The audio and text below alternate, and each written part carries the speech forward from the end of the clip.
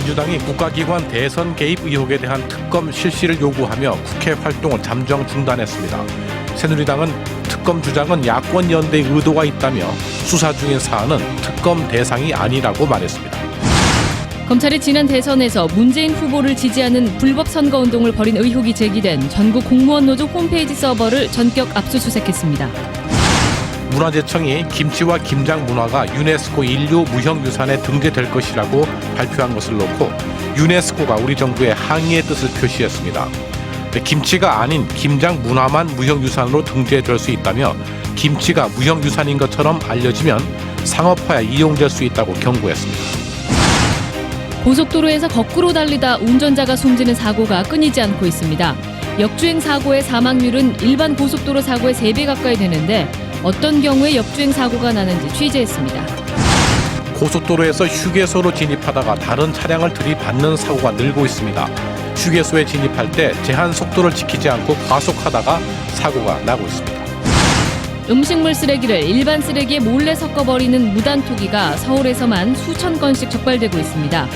종량제 봉투도 쓰지 않고 아예 일반 봉투에 음식물을 담아버리는 경우도 끊이지 않고 있습니다. 미국 식품의약국 FDA가 피자나 도넛 같은 가공식품에 트랜스 지방 사용을 금지하는 방안을 추진하고 있습니다.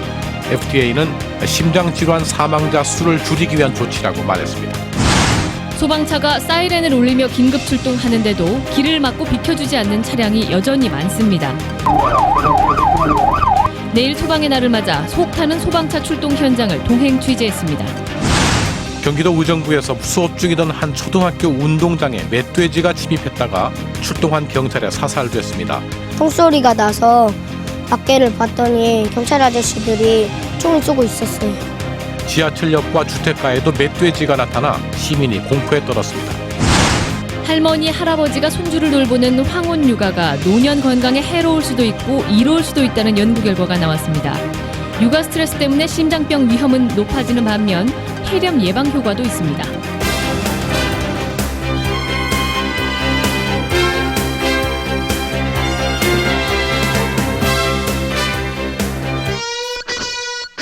지금 몇 시? 8시 0분입니다. 와우, 친절한데? 친절한 노트3 그리고 기어. 여러분 안녕하십니까. 민주당이 국가기관 대선 개입 의혹 사건에 대한 특검을 요구하며 오늘 국회 활동을 전면 중단했습니다. 정의당 등 야권과의 연대 움직임도 빨라지고 있습니다. 김재영 기자가 보도합니다. 민주당이 오늘 국회 일정을 전면 거부하고 대검찰청을 항의 방문했습니다. 민주당은 최근 검찰의 수사가 공정성을 잃었다고 주장했습니다. 참고인은 공개 소환하고 피의자는 서면 조사하는 것이 과연 공정한 수사인지. 민주당은 국정원 댓글 사건과 2007년 남북 정상회담 대화록이 이관되지 않은 사건을 제외하고 나머지 국가기관의 대선 개입 의혹 관련 사건들은 특별검사를 선정해 수사를 맡겨야 한다고 주장했습니다. 국회에 국정원 개혁특위 설치도 요구했습니다. 특검을 제안했던 안철수 의원이나 정의당 등 야권과도 협의한다는 입장입니다. 대선 당시 이뤘던 야권 연대가 다시 이뤄질 가능성이 커지고 있습니다. 정부 부처 예결산 심사 일정을 중단한 민주당은 내일은 시민사회단체와 연계하는 장외 집회를 열기로 했습니다. MBC 뉴스 김재영입니다. 새누리당은 민주당의 특검 주장은 야권 연대를 위한 의도일 뿐이며 수사 중인 사안은 특검 대상이 아니라고 일축했습니다. 조영익 기자입니다. 새누리당은 국가기관의 대선 개입 의혹은 이미 검찰의 수사와 법원의 재판이 진행 중이라며 특검 대상이 아니라고 밝혔습니다. 또 민주당의 특검 주장은 안철수 의원과의 야권 연대를 염두에 둔 의도라며 비판했습니다. 이른바 연석회의라는 신야권 연대를 위한 불쏘시개로 쓰겠다라는 의도로밖에 보이지 않습니다. 또 민주당 스스로 극찬해오던 검찰 수사를 이제는 부정하고 있다고 반박했습니다. 이어 여당의 통보도 없이 일방적으로 국회 일정을 거부한 것은 무례와 무책임에 극치라며 민주당이 친도 강경파에 의해 흔들리고 있다고 주장했습니다. 새누리당 김무성 의원은 문재인 의원의 경우 자진 출두하겠다고 해서 소환된 것인데 편파 수사라고 주장하고 있다며 자신도 당당히 검찰 조사를 받겠다고 말했습니다. 권영세 주중대사도 언제든지 검찰 소환에 응할 용의가 있다고 밝혔습니다. MBC 뉴스 조영익입니다. 남북 정상회담 대화록 유출 의혹을 수사하고 있는 검찰이 다음 주에 김무성 의원 등 새누리당 의원들을 소환 조사하기로 했습니다. 김세희 기자입니다. 지난해 대선을 앞두고 새누리당 김무성 총괄 선대본부장은 남북 정상회담 당시 노무현 대통령이 NLL 포기 발언을 했다고 말했습니다. NLL을 우리 영토가 아니라고 김정일에게 아부했고 전 세계가 반대하는 경솔을 지어주겠다고 하고 당시 발언들은 국정원이 갖고 있는 대화록과 대부분 내용이 일치한 것으로 나타나 유출 의혹 논란이 일었습니다.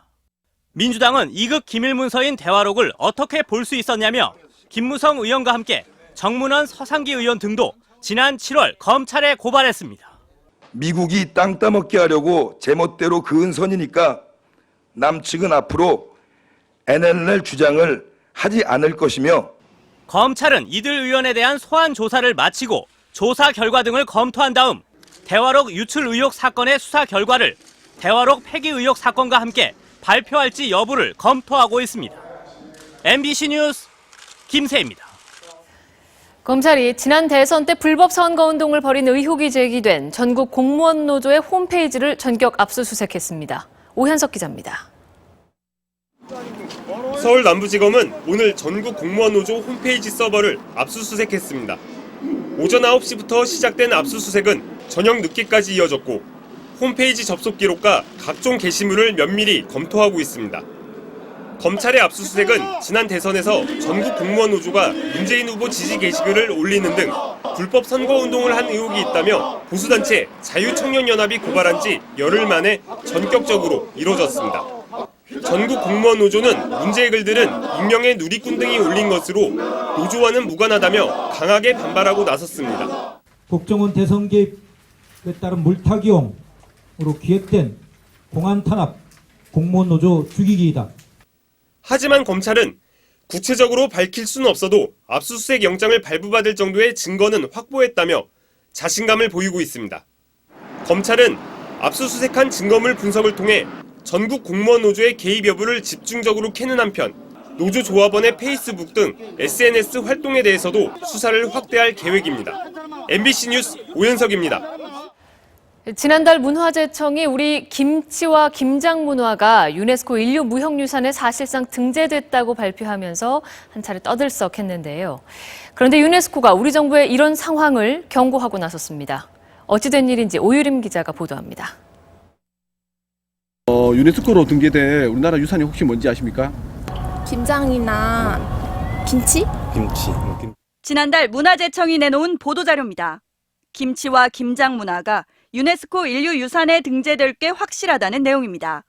하지만 유네스코 홈페이지에는 김치를 만들고 나누는 문화인 김장이 인류유산으로 등재된다고 나와 있습니다.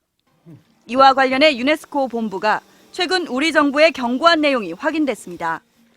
우리 외교부 전문에 따르면 유네스코는 김치가 인류유산인 것처럼 알려지면 상업화에 이용될 수 있다고 항의하고 특정 음식은 인류 무형유산에 오를 수 없다고 밝혔습니다. 문화재청도 뒤늦게 인류유산에 등재되는 것은 김치가 아니라 김장 문화라고 강조하고 나섰습니다. 김치가 어쨌든 김장에서 제일 중요한 포인트긴 하기 때문에 김치와 김장 문화라고 한국 명칭을. 유네스코는 잘못된 사실이 계속 전파돼 김치의 상업화에 이용될 경우 김장 문화가 인류유산에 최종 등재되는 것이 어려워질 수 있다고도 알려왔습니다. MBC 뉴스 오유림입니다. 고속도로에서 역주행을 한다. 상상하기 힘든 일이지만 실제로 고속도로 역주행 사고가 적지 않습니다. 목숨 건 역주행 도대체 왜 하는 건지 카메라에 잡힌 현장 보여드리겠습니다. 허지영 기자입니다. 지난달 25일 경부고속도로 상행선 제일 바깥 차선 위로 견인차 여러 대가 빠른 속도로 역주행합니다. 사고 현장에 앞다퉈 도착하려는 것 당연히 불법입니다. 지난 4월 중앙고속도로 승용차 한 대가 거꾸로 달려오더니 다른 차들과의 충돌을 아슬아슬하게 피해 간신히 안전지대로 들어섭니다. 이 운전자는 술을 마시고 무려 20km를 역주행한 것으로 드러났습니다. 이번엔 버스, 영동고속도로 갓길을 역주행해 지나쳐온 출구를 찾아가고 휴게소 입구를 놓친 승용차는 슬금슬금 후진하더니 아예 고속도로 위에서 방향을 바꾸다 가까스로 충돌을 면했습니다. 이런 경우들은 운이 좋은 편. 지난 9월 영동고속도로에서는 하행선을 역주행하던 승용차 운전자가 마주오던 차량과 부딪혀 숨졌고 4월엔 새벽 음주 역주행으로 2명이 목숨을 잃었습니다. 올 들어 고속도로 역주행으로 일어난 사고는 8건, 7명이 숨졌습니다. 사망률도 37%로 높아 일반 고속도로 사고의 3배 가까이 됩니다. 주로 음주운전이나 최행길에 길을 놓쳐서 후진해서 IC로 빠진다든가 아니면 길을 잘못 진입한다든가. 한국도로공사는 방향을 헷갈리기 쉬운 램프에 역주행 방지 표지판이나 도색 차선을 늘리고 역주행 자동 감지 시설도 추가 설치할 방침입니다. MBC 뉴스 허지윤입니다. 고속도로에서 속도를 줄이지 않고 휴게소에 진입하다가도 사고가 많이 납니다. 속도 제한 표시가 있지만 있으나 마나입니다. 강도엽 기자입니다. 느닷없이 승용차가 고속도로 휴게소로 들어와 주차된 차량 여러 대를 들이받습니다.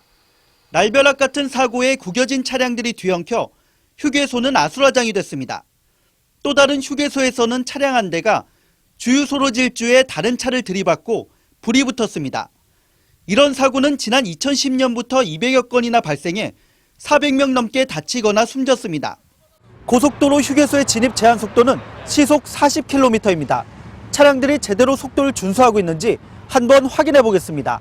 휴게소를 코앞에 두고도 차량 속도가 시속 80-90km를 넘나들기 일쑤입니다. 위험하죠. 근데 내가 깜빡인 것 같아요. 아니 그냥 오다가 보니까 그냥 그렇게 들어온 거예요. 심지어 제한 속도가 있는지조차 모르는 경우도 있습니다. 규정 속도 몇인지 알아요? 휴게소 진입 제한 속도가? 80 아닌가요? 휴게소 안에도 제한 속도가 있습니다. 어디서 행락객이 튀어나올지 모르기 때문에 속도를 감속해서 꼭 30km 이하로. 쉬어가기 위해 있는 휴게소가 일부 운전자의 부주의로 위협받고 있습니다. MBC 뉴스 강동엽입니다. 이번에는 음식물 쓰레기를 아무데나 버리는 양심 불량 현장 고발합니다. 일반 쓰레기 봉투에다 음식물 쓰레기를 몰래 섞어서 버리거나 아예 일반 봉투에 넣어버리는 경우도 허다합니다. 염규현 기자가 취재했습니다. 서울 노들역 사거리. 지하철역 입구에 쌓여있는 쓰레기 봉투를 보니 하나같이 안에 검은 봉지가 들어있습니다. 겉보기엔 일반 종량제 쓰레기 봉투지만 이렇게 안을 열어보면 음식물 쓰레기로 가득 차 있습니다. 주택 같은 경우는 대부분 30%는 쓰레기 종량제 봉투에다 음식물 가운데다 넣고 그런 경우도. 아예 일반 봉투에 음식물을 넣어 버리기도 합니다. 갖고 이제 안 갖고 오면은 구청에다가 민원을 넣죠. 안 쳐간다고. 어정쩡하게 말해 이렇게 아까 70-80% 이렇게 들어간 거는 사실 그거 어떻다고 이렇게 해명하기가 곤란하다고요. 이처럼 무단 투기하다 서울시에 적발된 음식물 쓰레기는 올 들어서만 3,400여 건. 이 가운데 주인을 찾은 1,400여 건에 대해서만 1억 5천여만 원의 과태료가 부과됐습니다.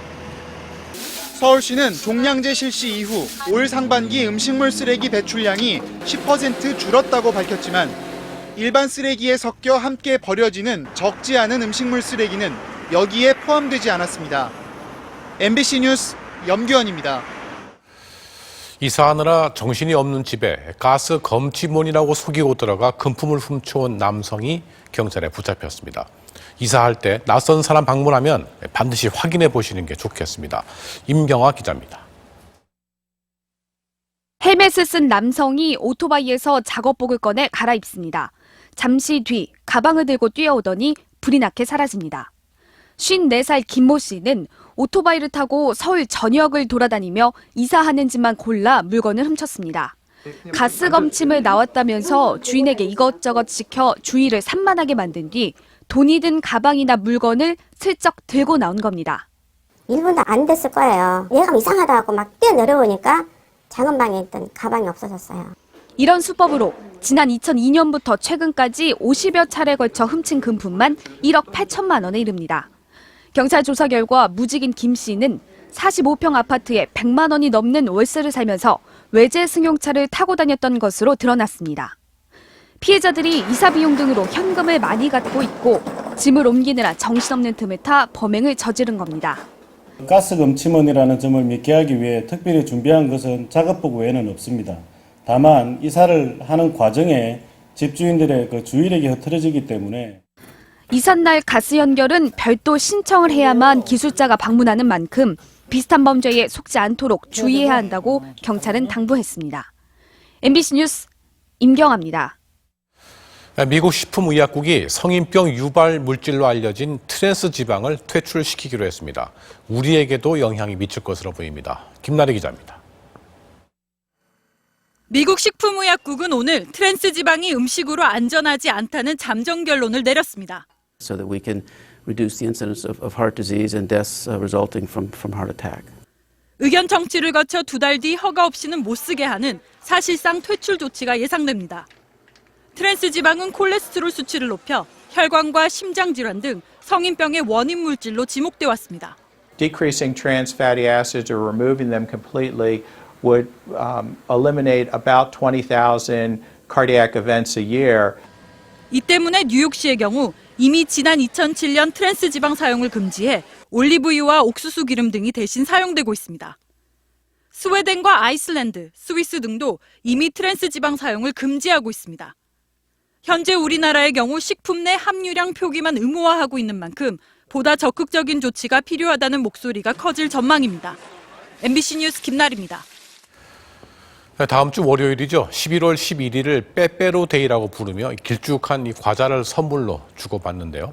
이 과자가 가늘고 길쭉해서 양이 많지 않아 보이지만 열량은 초코파이보다도 훨씬 높다고 합니다. 강민구 기자의 보도입니다. 길쭉한 초코 과자들이 진열대를 빼곡히 채웠습니다. 11월 11일을 사흘 앞두고 없어서 못 팔 정도. 빼빼로는 날씬해지라는 뜻으로 여학생들이 서로 주고받으면서 이벤트용으로 많이 팔리기 시작했는데 실제 열량은 만만치 않습니다. 한 봉지의 평균 열량이 201.7kcal, 초코파이 한 개보다 30%나 높고 탄수화물을 피하려는 다이어트족들이 가장 먼저 줄이는 밥 한 공기의 3분의 2에 달합니다. 또 프랑스에서는 비만세까지 물리기로 한 콜라 2캔 분량입니다. 제과업체들이 내놓은 다른 막대형 초코 과자들도 마찬가지입니다. 크라운 제과의 초코하임 260kcal, 혜태 제과의 포키 극세 225kcal 등 하나같이 고열량 제품이었습니다. 가늘고 길쭉해 별 부담 없어 보이지만 무심코 많이 먹었다가는 자칫 다이어트를 망칠 수 있습니다. MBC 뉴스 강민구입니다.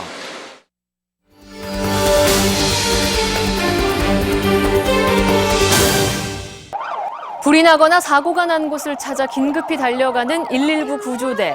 촌각을 다투는 상황이지만 이렇게 소방차의 앞길을 내주지 않는 얌체 운전자들 아직도 보게 됩니다. 자, 내일은 11월 9일 소방의 날인데요. 여전히 근절되지 않는 소방차 막아서기 그 실태를 취재했습니다. 이동경 기자입니다. 빌라에 난 불을 끄기 위해 출동한 소방차. 하지만 차 한 대가 앞을 가로막더니 비켜줄 생각은 하지 않고 깜빡이를 켠 채 제갈길을 갑니다. 화재 신고를 받은 이 소방차는 길이 밀리자 역주행까지 하며 달립니다. 그런데 횡단보도에 있던 시민은 소방차를 힐끗 쳐다보더니 그냥 길을 건너갑니다. 이번엔 화재 출동 훈련. 지난달 실제 불이 났던 곳까지 5분 안에 도착하는 게 목표입니다. 하지만 난관이 한둘이 아닙니다. 소방차를 보고도 멈추지 않고 달리는 차와 부딪힐 뻔하기도 하고 밀리는 길에선 차들이 길을 터주지 않아 도로에 갇히고 겨우 빠져나오니 이번엔 불법 주정차 차량에 막힙니다. 만약 저희가 조금만 일찍 도착하면 화재를 막을 수도 있고 사람의 생명을 구할 수도 있는데 결국 소방서에서 불과 3km 떨어진 곳까지 9분 30초가 걸렸습니다. 소방차와 구급차는 원칙적으로 사고 현장까지 5분 안에 도착해야 합니다. 5분이 지나면 불이 너무 크게 번져 인명피해가 나기 쉽고 심장이 멎은 환자가 있을 때에도 5분 안에 도착해야 생명을 구할 수 있기 때문입니다. 하지만 긴급 차량의 5분 이내 도착률은 재작년 72%에서 올 상반기엔 58%까지 떨어졌습니다. 소방차가 빨리 출동을 해야 된다. 그런 국민적인 공감대 형성이 조금 부족한 것도 신속한 출동을 방해하는 요소가 아닌가. 긴급 차량을 막으면 최고 20만 원까지 과태료를 물리는 법규가 있긴 하지만 일부러 길을 막았다는 걸 입증하기 힘들어 실제 과태료 처분을 받은 사람은 지난해 33명에 불과합니다. MBC 뉴스 이동경입니다. 네, 참 답답한 장면들입니다. 이 선진국들의 경우 소방차 같은 긴급 차량이 출동하면 달리던 차들이 모두 멈춰서서 일사불란하게 길을 터준다고 합니다.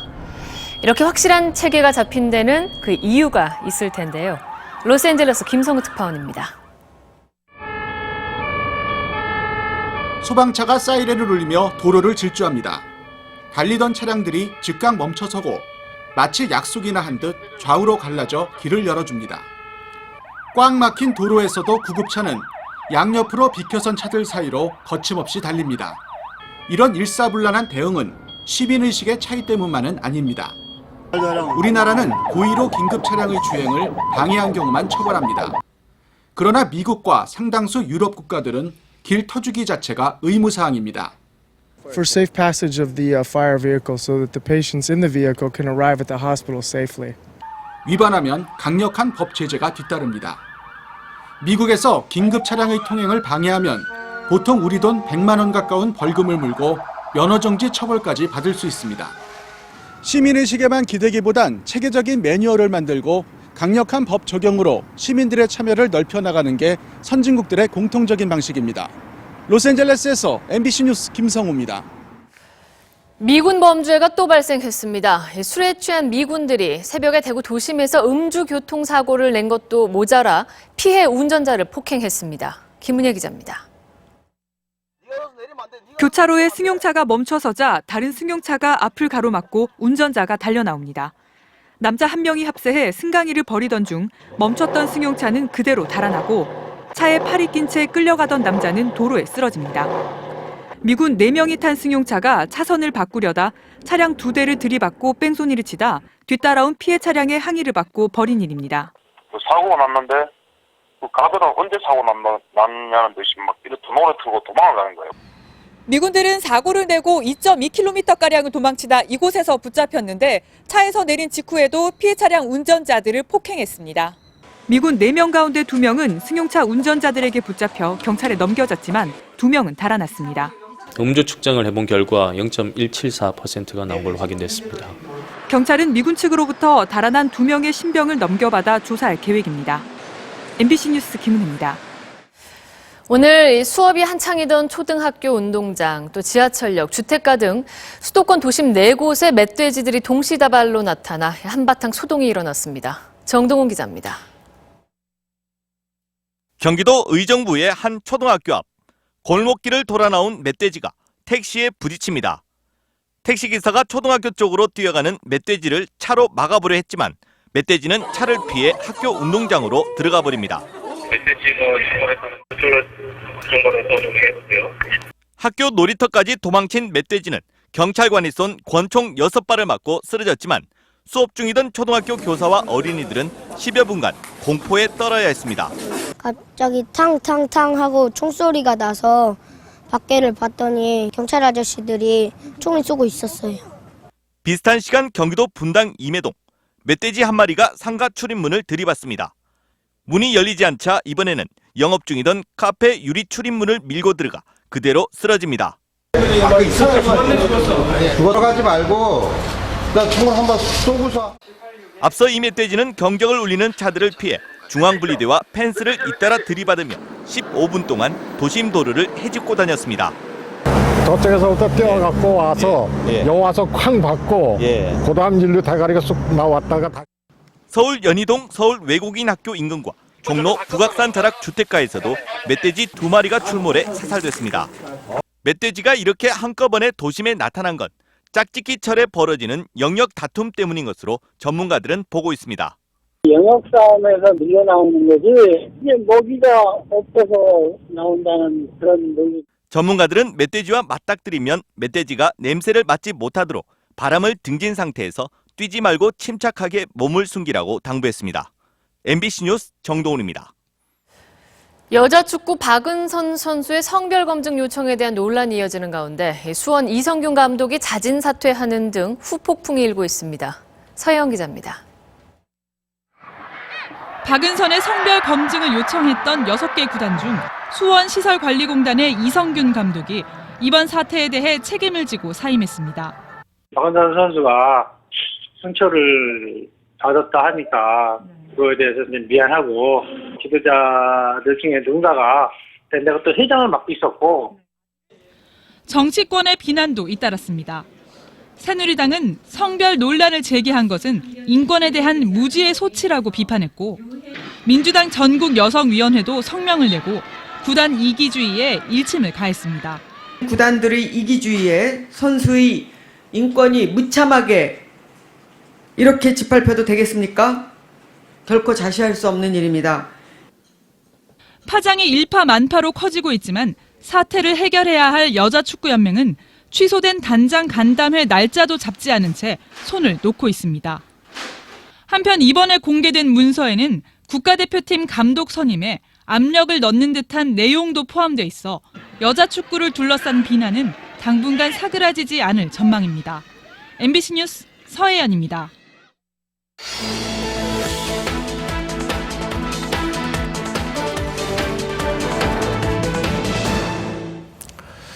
아이가 CT나 엑스레이 찍을 때 방사선이 해롭지 않을까 걱정하는 분들 많을 텐데요. 어린 시절 CT 촬영을 자주 하면 암 발병 위험이 높아진다고 합니다. 문제는 안전 기준에 소홀한 병원들이 적지 않다는 겁니다. 박성원 기자입니다. 목에 생긴 물혹 때문에 CT 촬영을 하고 있는 여자아이. 방사선 노출이 걱정이지만 정확한 진단을 위해선 어쩔 수 없습니다. 몇십 년 후에 암 유발할 수 있는 그런 게 있기 때문에 안 좋다고는 들었고. CT나 엑스레이 촬영 시 부위별로 방사선 노출 권고치가 정해져 있지만 잘 지켜지지 않는 것으로 나타났습니다. 국내 병원 10곳 중 6곳에서 흉부 엑스레이 촬영 때 방출되는 방사선량이 안전기준인 0.34mg를 초과했습니다. 특히 어린이들은 CT 촬영을 자주 하면 뇌종양과 백혈병 위험이 3배 증가한다는 연구 결과도 있습니다. 특히 수정체와 갑상선, 생식기관은 가장 손상되기 쉬운 부위로 가급적이면 MRI나 초음파 검사로 대체하는 게 좋습니다. CT 촬영이 불가피하다면 전압과 전류를 조절해 방사선량을 낮추고 촬영 부위도 최소화해야 합니다. 약 3분의 1에서 5분의 1 정도 방사선이 나가는데 그 정도 방사선으로도 충분히 저희가 판독할 수 있는 CT 영상을 얻을 수가 있거든요. 전문가들은 한두 번의 촬영으로 당장 문제가 생기지는 않는다면서도 평소 방사선 노출을 최소화하는 게 필요하다고 강조합니다. MBC 뉴스 박성원입니다.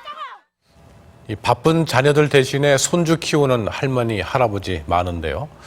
아이 키우는 게 여간에 힘든 게 아니어서 이 몸 상하지 않을까 걱정도 하실 겁니다. 네, 노년의 육아, 심장병 위험은 높이고 반면 폐렴은 막아준다는 아주 상반된 연구 결과가 나왔습니다. 나윤숙 의학전문 기자입니다. 아기를 조심스레 안고 업고 쪼그려 앉아 씻기느라 할머니의 허리와 무릎은 펴질 틈이 없습니다. 하지만 더 큰 부담은 육아가 주는 스트레스입니다.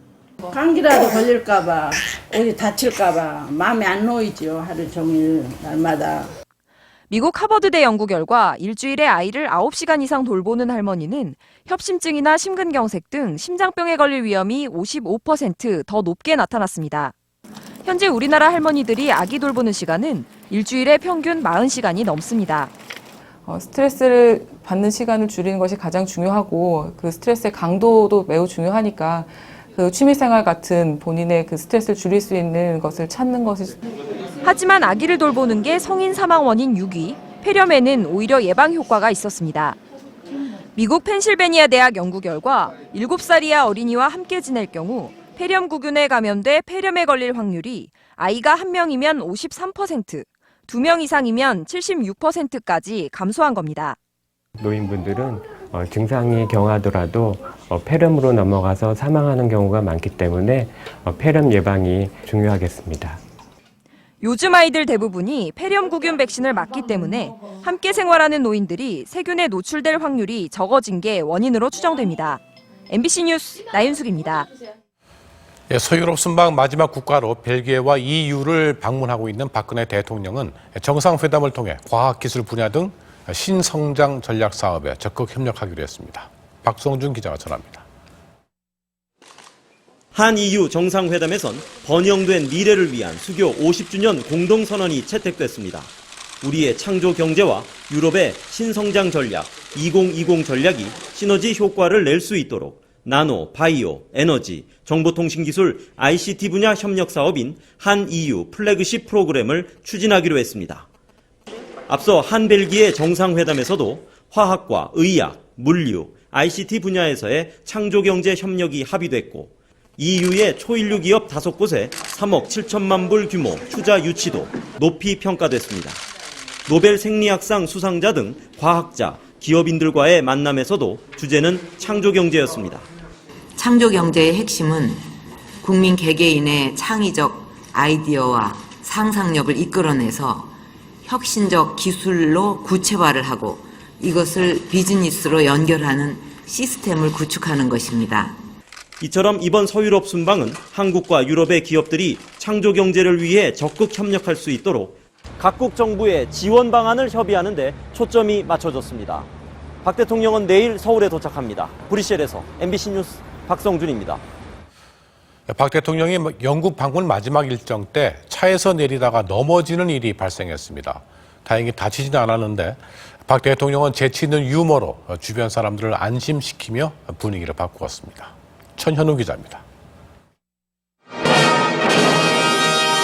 박근혜 대통령의 영국 국빈 방문 마지막 행사인 런던 시티 시장 만찬장 길드홀.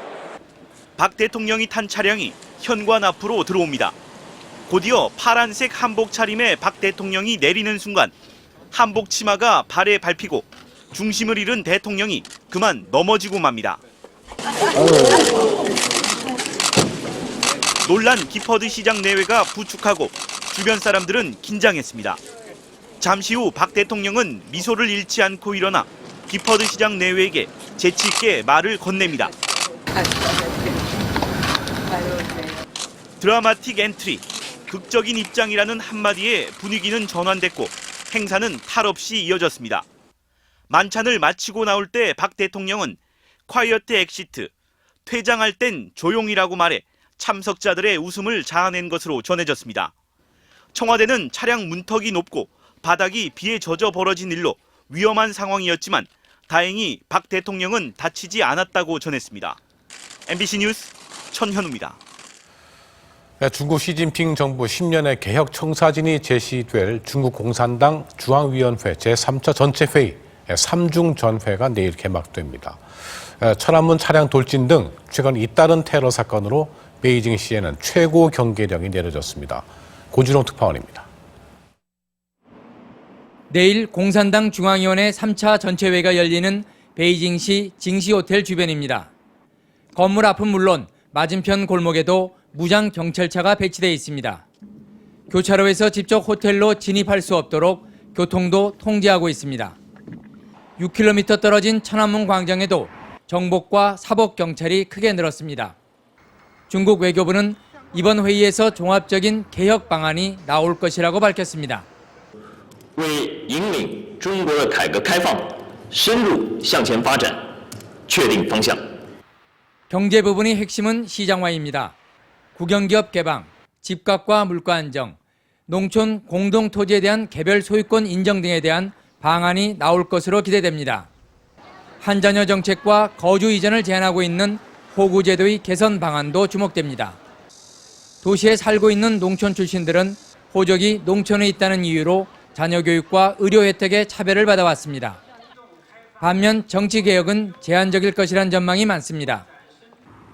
이번 3중전에는 시진핑 정부 향후 10년 정책의 방향성을 가늠해 올 수 있다는 점에서 세계의 이목이 집중되고 있습니다. 베이징에서 MBC 뉴스 고주롱입니다. 코카콜라와 맥도날드가 중국 이름을 만들어 진출한 것처럼 우리 전통 음식인 김치도 중국식 이름을 처음 만들었습니다. 약간 맵고 신기한 맛이란 뜻을 담은 신치라고 정해서 상표권 출원을 마쳤습니다. 충칭에서 김대경 특파원이 전합니다. 톡 쏘는 맛에 아삭한 식감의 한국 김치를 맛보려는 사람들이 100여 미터 줄을 섰습니다. 味道可以好吃。韩国的精品啊。 我学不会。 김이라는 발음이 없는 중국에서 한국 김치는 중국 절임 배추인 파오차이와 전혀 다른데도 파오차이라는 이름을 빌려 써왔습니다. 盐啦、辣椒、大蒜好像这样，然后再封起来吧。然后中国的泡菜就是也是要密封，但是里面是盐水。 농림축산식품부는 3천여 명의 설문조사를 통해 한국 김치의 중국 이름을 약간 맵고 독특한 맛이란 뜻의 신치로 정하고 중국과 대만 등의 상표권을 출원했습니다. 특히 신치라는 발음은 신기하다는 뜻의 중국 단어 발음과 같아 한국 김치의 우월한 맛을 한층 강조할 수 있을 것으로 보입니다. 유네스코 세계문화유산으로 등재하게 되었습니다. 이제 한국 김치는 전 세계적으로 종족이라는 것이 인정되었다는 것입니다. 1년 뒤 상표권이 등록되면 중화권에 수출하는 김치는 신치라는 상표를 무료로 쓸 수 있습니다. 중국은 자국 파오차이의 위생 기준을 엄격 적용해 한국 김치 수출을 원천 봉쇄하고 있습니다. 이제 새 이름표를 달고 수출 장벽을 뚫어야 하는 숙제가 남아 있습니다. 충칭에서 MBC 뉴스 김대경입니다. 치료법이 없어 소나무 에이즈로 불리는 제선충병이 수도권까지 확산되면서 피해 지역이 역대 최대 규모로 커졌습니다. 내년 초까지 소나무 130만 그루가 고사할 거로 예상됩니다. 김정인 기자입니다. 경기도의 한 잣나무 숲, 잎이 붉게 타들었고 껍질은 쉽게 벗겨집니다. 세포를 죽이고 수액을 가로채 소나무와 잣나무를 말려 죽이는 제선충병입니다. 주로 남부지방에 발생했었는데 청정 지역인 수도권까지 퍼진 겁니다. 피해 지역이 전국 55곳, 2007년을 기점으로 감소 추세던 게 올해 역대 최대 수준으로 급증했습니다. 제주 삼방산을 500년간 지키던 고송이 하루아침에 말라 죽었고 경북 울진의 금강송 군락은 턱 밑까지 위협받고 있습니다. 유난히 더웠던 지난 여름, 특히 남부지방은 가물기까지 해 하늘소 애벌레에 기생하는 제선충이 창궐하기 좋은 조건이었습니다. 제선충은 이동 능력이 없으니까 얘네들이 이제 교통수단이 되는 거고. 여기에 일부 주민들이 감염된 소나무를 땔감으로 가져다 쓰면서 중부지방까지 확산된 겁니다. 우리가 제일 두려워하는 부분이 인위적인 확산입니다. 소나무 제선충이 우리가 모르는 장소까지 이렇게 확산이 되는 경우가 굉장히 많습니다. 지금까지 말라 죽은 소나무만 모두 90만 그루, 내년 봄까지 모두 130만 그루가 고사할 걸로 예상돼 사상 최악의 제선충 피해가 우려되고 있습니다. MBC 뉴스 김정인입니다. 쓰지도 않은 각종 콘텐츠 상품 사용료가 본인도 모르게 휴대폰 소액 결제로 빠져나가는 피해가 최근 급증하고 있습니다. 매달 휴대폰 요금 내역서를 잘 살펴보셔야겠습니다. 정신의 기자입니다. 우연히 휴대폰 요금 내역서를 받다가 놀란 정우식 씨. 쓰지도 않았는데 컨텐츠 사용료로 16,500원이 빠져나갔습니다. 쓰지 않으셨다 그러면 환불해 드릴게요라만 얘기했어요. 너무 화가 나더라고요. 뭐 말하는 사람은 돌려주고 안 하는 사람은 안 돌려주고.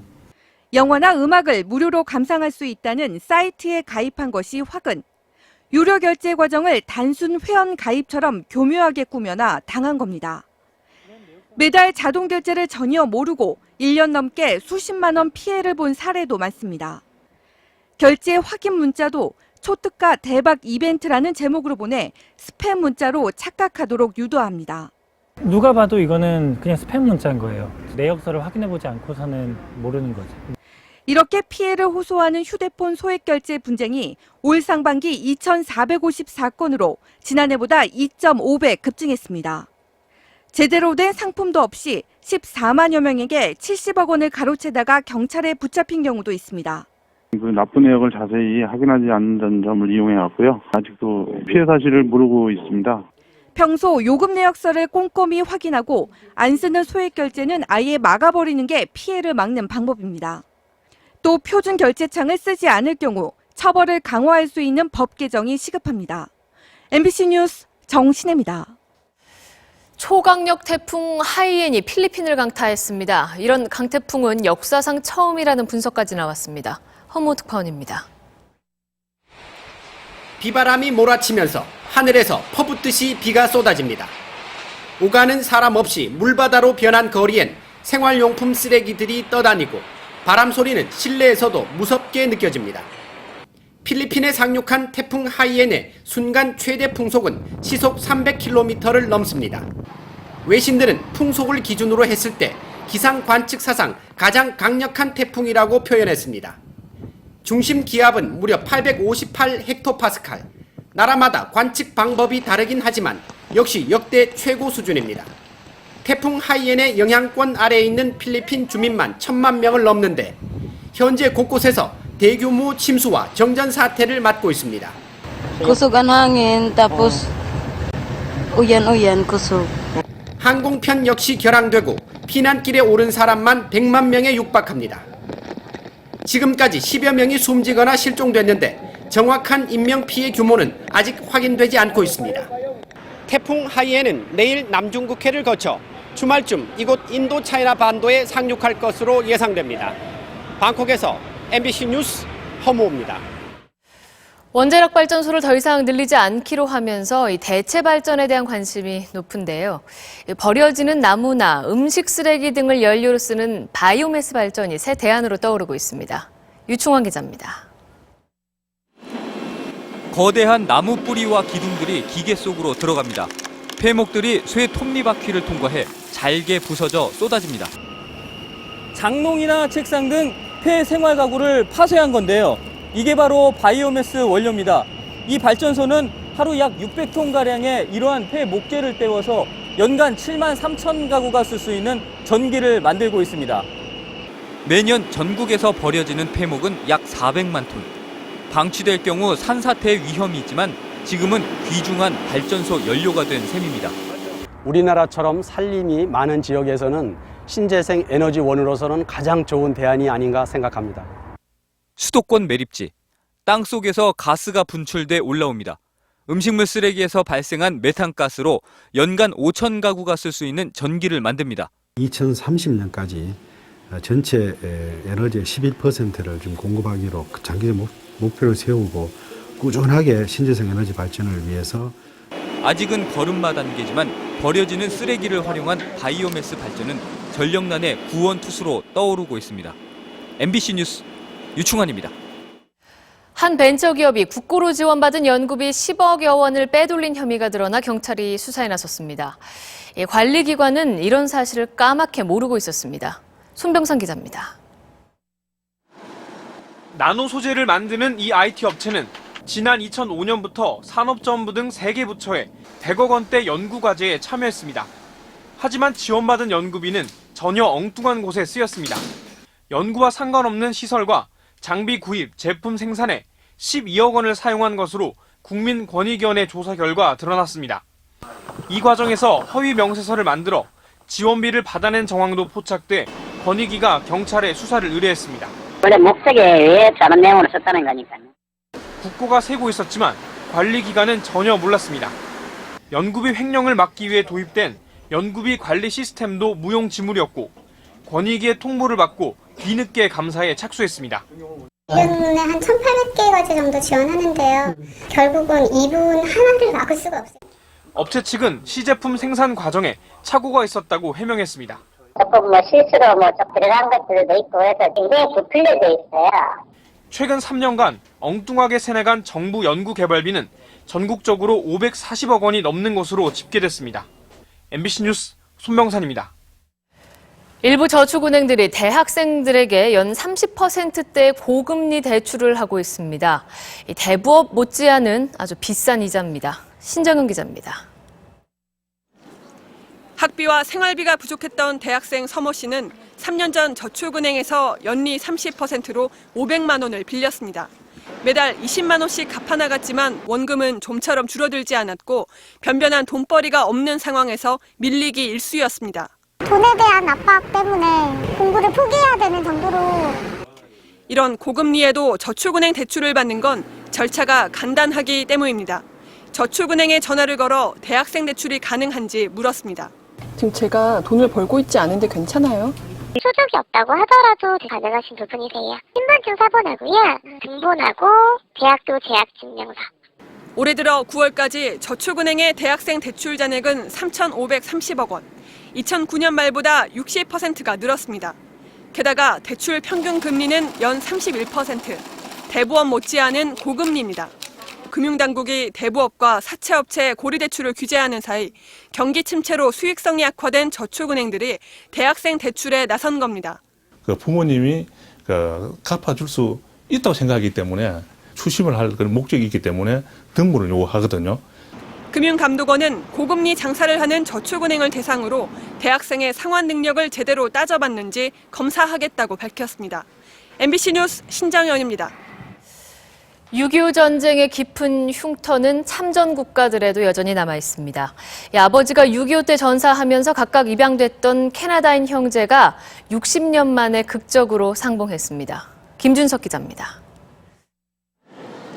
입국장의 문이 열리고 백발의 두 노인이 뜨겁게 포옹합니다. 64살인 형 앙드레와 60살 동생 레오 씨. 캐나다군 2등병이었던 아버지가 6.25 전쟁에 참전했다 전사하자 1953년 형제는 각자 다른 가정으로 입양됐습니다. 형은 3살, 동생은 생후 13일 만의 일이었습니다. 평생 아버지를 그리워했던 동생 레오 씨는 6년 전 아버지가 묻힌 부산 유엔기념공원의 국제 교류 업무를 맡아 한국에 정착했습니다.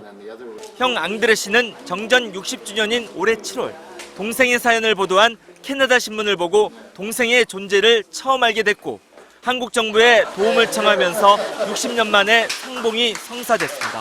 I got all goosebumps, butterflies. More and more we realize that we are brothers. At 60, to appreciate someone else. 20살 나이에 자유수호를 위해 이국에서 목숨을 바쳤던 아버지. 형제는 다음 주 초 아버지 묘를 찾아 처음으로 함께 참배할 예정입니다. MBC 뉴스 김준석입니다. 종합편성 채널의 시사보도 프로그램 의존도가 지나치게 높아 종합편성 채널의 설립 취지에 어긋난다는 지적이 나왔습니다. 오늘 방송통신심의위원회가 주최한 토론회에서 선문대 송종현 교수는 종편이 많게는 시사 토크 프로그램 5개를 매일 편성했으며 이런 편성에서 균형성과 품위도 놓치고 있다고 지적했습니다. 2013 한국광고대회와 대한민국 광고대상 시상식이 오늘 서울 소공동 롯데호텔에서 열렸습니다. 오늘 행사에는 14명의 광고인들이 동탑산업훈장 등을 받았으며 현대자동차의 소나타 광고를 비롯한 7편의 광고가 부문별 광고대상을 수상했습니다.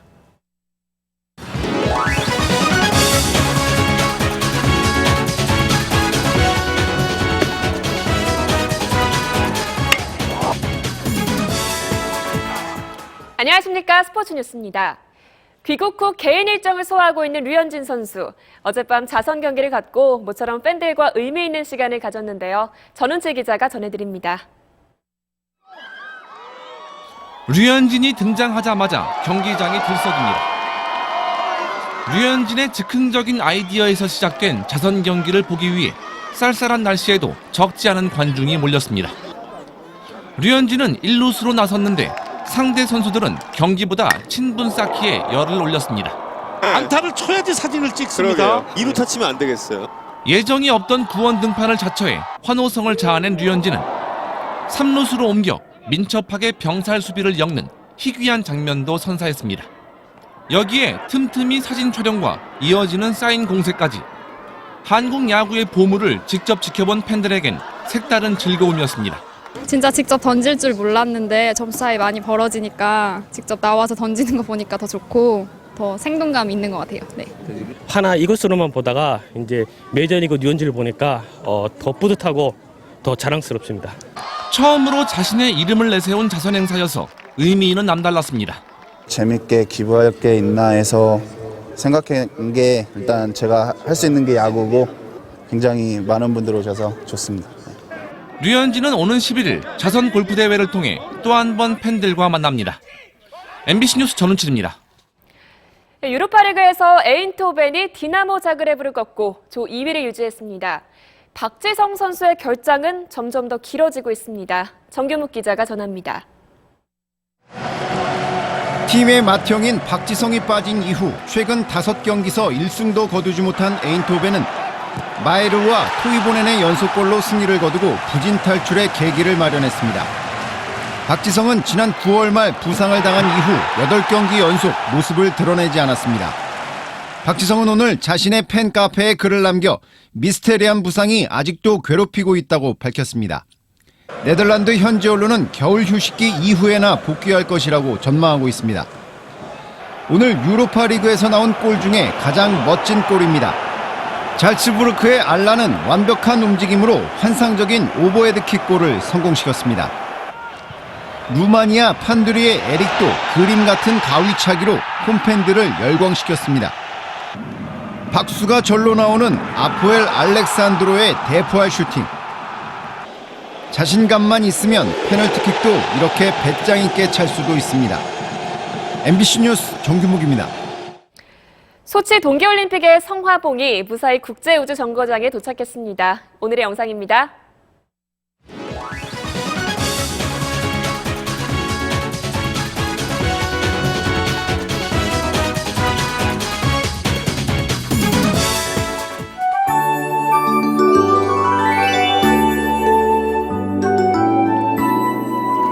이번 주말은 차가운 가을비가 거리를 흠뻑 적실 것으로 보입니다. 늦은 오후에 서쪽 지방부터 비가 오기 시작해서 밤에는 전국으로 확대되겠는데요. 내리는 양은 대부분 10에서 40mm가량으로 제법 많겠습니다. 거기다가 벼락과 돌풍을 동반해 요란스레 내릴 수 있어서 주의하셔야겠습니다. 비는 모레 이른 아침이면 그치겠지만 낮부터는 한파가 밀려오면서 겨울 추위가 시작되겠습니다. 종일 칼바람이 강하게 불겠고 해상에서는 거센 물결도 일겠습니다. 겨울 채비를 서두르셔야겠네요. 지금 우리나라 부근으로는 구름의 양이 늘고 있는 모습입니다. 아직은 비를 갖고 있지는 않은데요. 내일은 중국 산둥반도 쪽에 보이는 비구름이 차츰 발달해 다가오겠습니다. 전국이 대체로 흐리겠고 늦은 오후에 서쪽 지방부터 비가 오기 시작하겠습니다. 비가 오기 전까지는 크게 춥진 않겠는데요. 아침 기온은 오늘보다 2도에서 6도가 올라가고 낮 기온도 오늘과 비슷한 정도 예상됩니다. 서울 14도, 세종시 17도, 전주 20도 예상되고 있습니다. 물결은 모든 바다에서 차츰 높게 일겠습니다. 다음 주 초에는 서울 아침 기온이 0도 안팎까지 뚝 떨어지겠습니다. 이어서 세계 날씨입니다.